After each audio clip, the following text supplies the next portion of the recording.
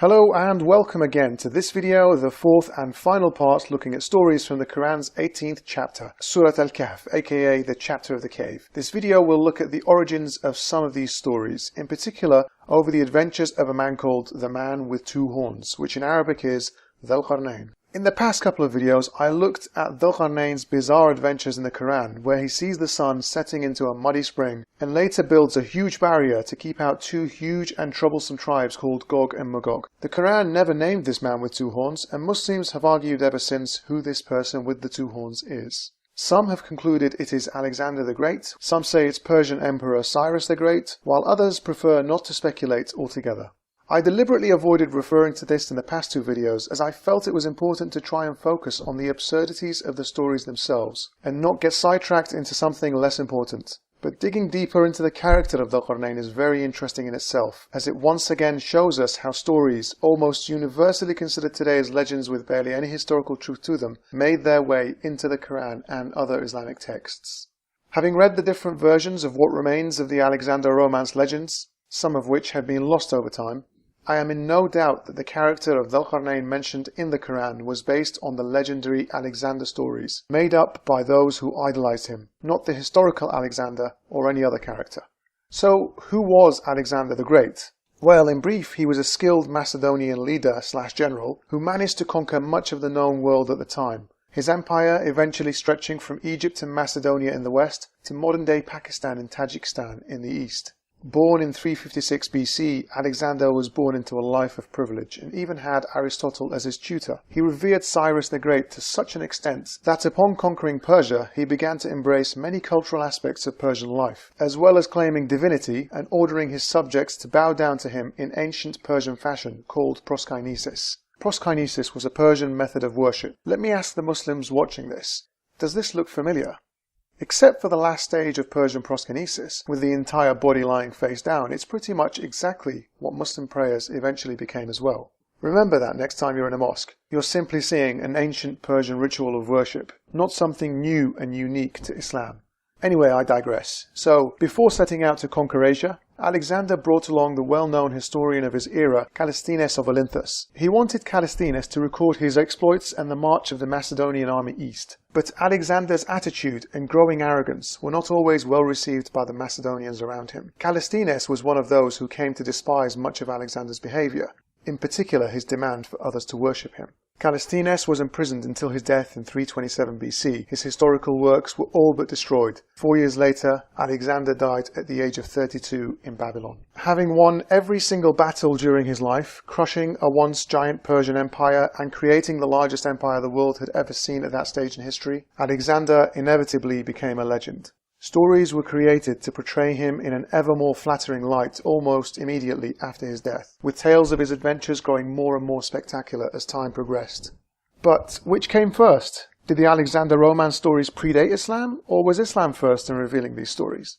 Historians have effectively reached a consensus that the Alexander romance stories are effectively nothing more than fables falsely attributed to Callisthenes. They began circulating orally soon after Alexander's death. Hundreds of years later, these fables were written down in Greece and Egypt around 200 AD. Ernest Wallace Budge, a British Egyptologist and curator, writes the following in the History of Alexander the Great. The first book of the history of Alexander, according to Pseudo-Callisthenes, is certainly of Egyptian origin, and its birthplace was Alexandria. Colonel Yule places the composition of the work as far back as AD 200. But there is no doubt that the legends which are contained in it were current some hundreds of years before. Indeed, some of them must have been known within a few years of Alexander's death. The stories from these versions and the oral traditions led to more versions arriving. But given the geography and incredibly strong trade links in the region, if these myths were written down in Greece and Egypt by 200 AD, then the oral tradition would have almost certainly been very strong in Arabia by that time, and for a few hundred years later, long before Islam was born. Some Muslims may claim certain versions of the Alexander romance were physically written down around the same time, or a little later than when the Quranic verses were revealed. That simply ignores the fact that there were many versions, and ignores the fact that the legends most likely began as folklore, and were well known to people through word of mouth before they were eventually written down. Even within Islam itself, the hadiths and the seerah were only written down a couple of hundred years after the stories and sayings allegedly occurred. We also saw in an earlier video how the Quran appears to borrow the idea of the sun setting into a muddy spring from a pre-Islamic poem by Tubba, as evidenced in early Islamic sources which tried to give the verse legitimacy. This shows that the legends from this man with the two horns were in Arabic poems long before Islam was even founded. So it's clear that the myths regarding the man with the two horns were prevalent in society sometime prior to the birth of Islam. Even the Quran itself lends credibility to the idea that these stories were around before the Quran. As we saw in the first video analysing chapter 18, Muhammad was challenged to recall a number of stories to prove his prophethood. He requested one day to get back to them, took 2 weeks, blamed it on God getting grumpy because Muhammad didn't say inshallah, and then told them their answers in the vaguest way possible. But it's not just the hadiths providing context to this verse that shows this was the case. The Dhul Qarnayn story in the Quran actually begins with the verse 1883. And they ask you about Dhul Qarnayn. Say, I will recite to you an account of him. So it's clear he was asked about the story known to them at the time, and that would have been the prevalent local version of the Alexander romance. So let's see what was said in these fables and where there are similarities to the Quran, hadith or exegeses. For starters, the origins of the name of Two-Horned One, which is exactly how the Quran refers to him, makes several appearances in these legends. It appears to have originated from the Egyptian version, which, like other versions, tried to claim Alexander as their own, claiming he was part of their family of gods. This hieroglyphic message apparently reads, King of Upper and Lower Egypt, the chosen one of Ra, the beloved of Amen, son of the sun, Alexander, son of Amen. Now the author here says, being the son of the god Amen, who was frequently represented on the sculptures by a ram, it was only natural that the two horns of this animal should be made attributes of Alexander the Great, and that he should be called two-horned. In the Ethiopic version, we are given another reason. His title, Two-Horned, occurs for the first time in this manuscript in this address. The Ethiopic writers explain this title by saying that he was so called because he ruled in the two horns of the sun, the east and the west. In the Christian version, we have yet another version to explain the origin of the name. And the king arose and knelt down and did reverence to the Lord. And the Lord said to him, Behold, I have magnified thee above all kingdoms, and I have made horns of iron to grow on thy head, that thou mayest thrust down the kingdoms of the earth with them. So we can already see the evidence is pointing very strongly that the so-called two-horned man was referring to Alexander across the region when Islam was born. He was known by this name in Egypt, Ethiopia, and among Christians. If the Quran meant someone else, then it would be deliberately misleading. So what else do we see in these mythical legends? Here we have Alexander's father, King Philip, predict this. When Philip saw Alexander guiding the horse with his hand and standing upon his feet, he said, My son Alexander, the whole oracle refers to thee. I believe that after my death thou wilt reign, and that thou wilt rule the world. So Alexander's father says he will rule the world. In the second Quranic verse on Dhul Qarnayn, we hear the following. Verily, we established his power on earth, and we gave him the ways and the means to all ends. We can see by reading the well-respected exegesis of Ibn Kathir that this is given to mean he controlled the world.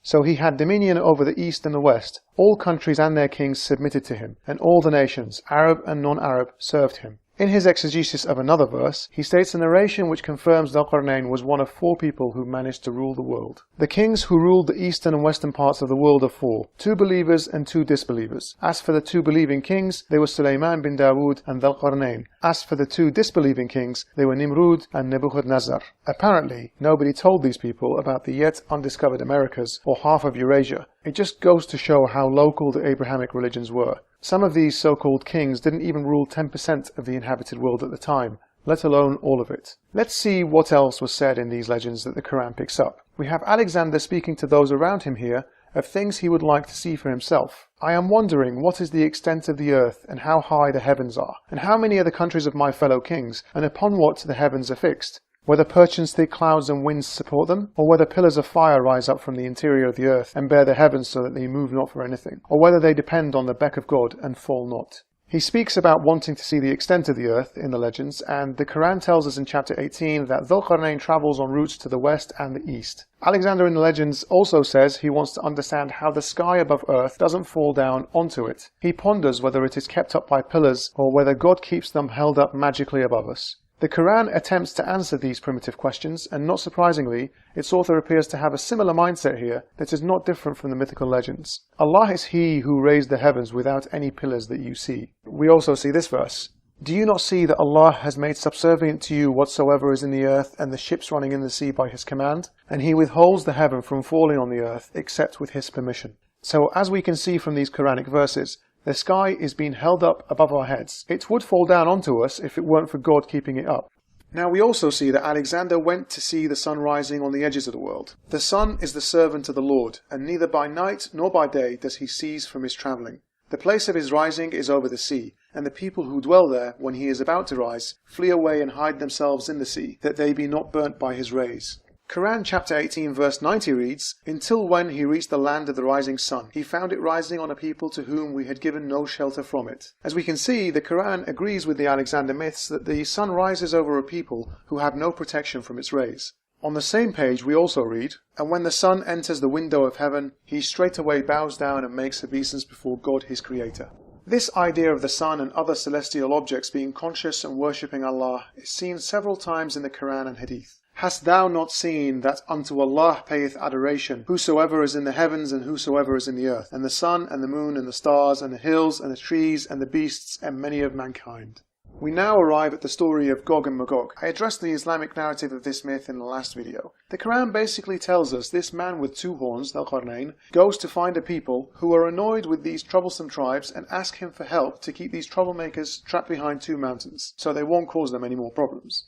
Let's briefly read those verses again. "Then he followed another course, until when he reached a place between the two mountains, he found on that side of them a people who could hardly understand a word. They said, 'O Dhul-Qarnayn, surely Gog and Magog make mischief in the land. Shall we then pay you a tribute on condition that you should raise a barrier between us and them?' He said, 'That in which my Lord has established me is better. Therefore you only help me with workers. I will make a fortified barrier between you and them. Bring me blocks of iron.' Until when he had filled up the space between the two mountain sides, he said, 'Blow.' Until when he had made it as fire, he said, 'Bring me molten brass, which I may pour over it.' So they were not able to scale it, nor could they make a hole in it." So that's the Quranic version, but we read here in the Alexander myths that he reaches a people near a large mountain who are having problems with what they call the Huns. Alexander said, "Who are the nations within this mountain upon which we are looking?" The natives of the land said, "They are the Huns." He said to them, "Who are their kings?" The old men said, "Gog and Magog," and then they go on to list more names who are behind the mountains.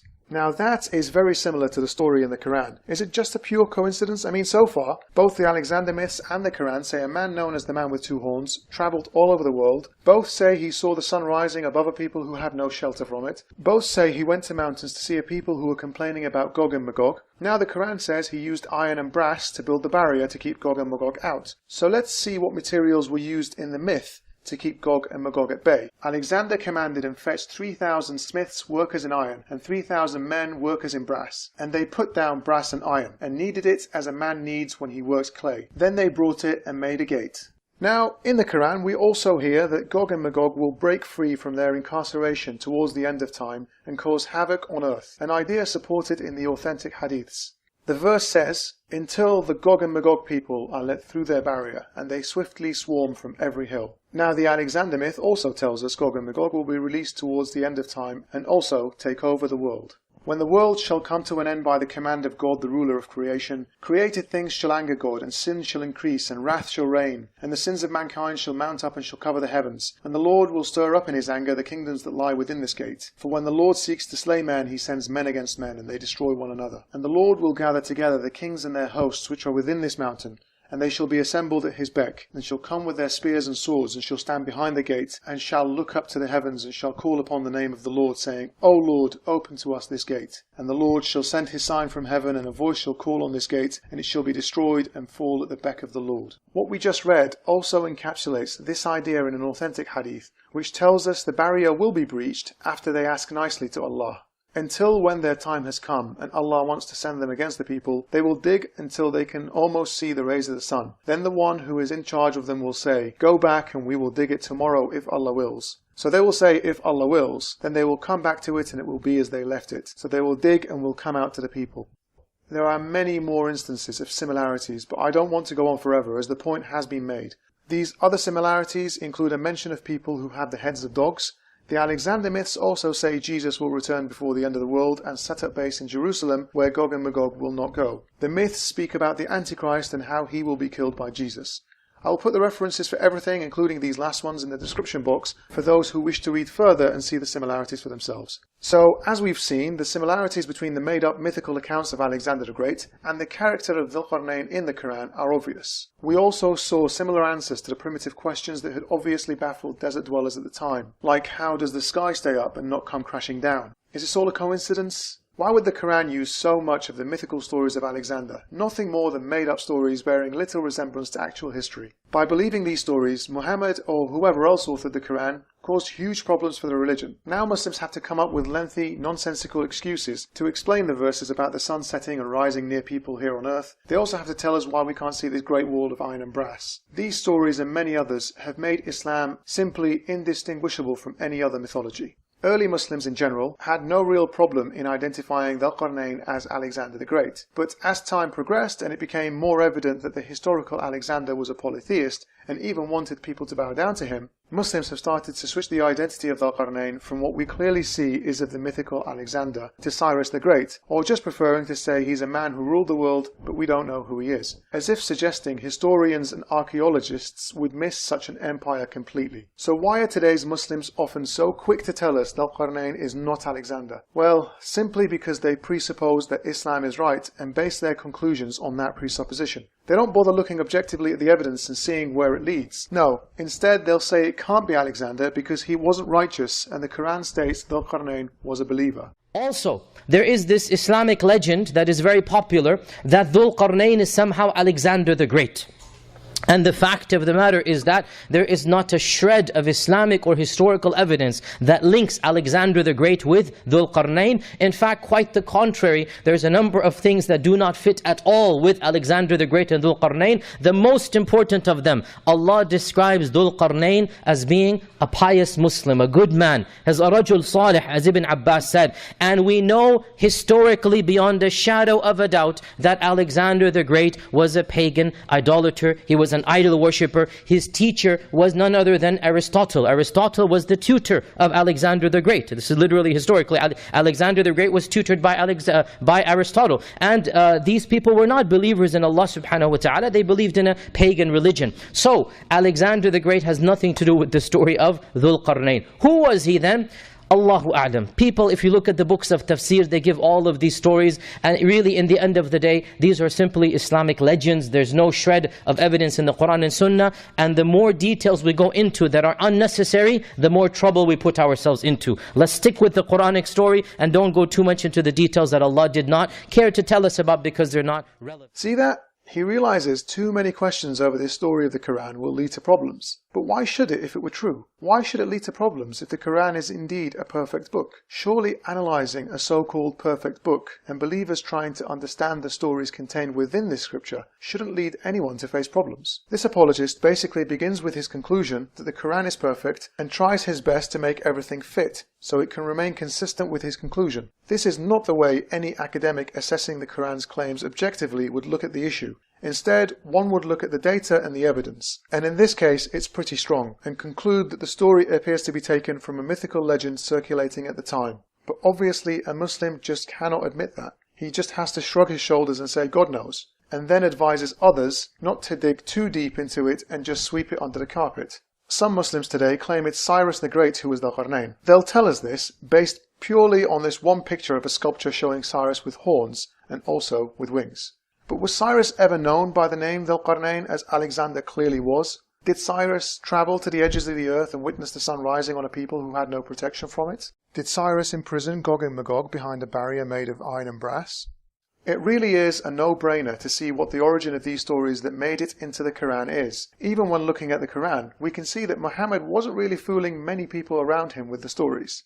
And when it is said to them, believe as the people believe, they shall say, shall we believe as the fools believe? This appears to show that the first people who entered Islam were seen as fools by the rest for being gullible. And in another verse we read this, and they say, the stories of the ancients, he has got them written, so these are read out to him morning and evening. This shows Muhammad was accused at his time of plagiarizing ancient tales and myths. If you're a Muslim and you've made it this far in without stopping the video, leaving an angry comment, disliking and leaving, then I urge you to think hard. I know facing a bitter hard truth is not easy. I know it's far easier to let your bias dismiss any contrary evidence to your belief instead of asking the tough questions. Does it make sense that an all-knowing God would leave his one true religion to be open to so many apparent flaws? Would a true religion and a perfect scripture really require a horde of apologists to make endless and often nonsensical excuses to try and twist the narrative into something more believable? Surely a perfect religion can speak for itself and wouldn't require any apologists. Surely it's time to rethink whether you were one of the few lucky ones who were born into the right religion and into the right sect within that religion. Thank you very much for watching. Share this video where you can, and until next time, goodbye.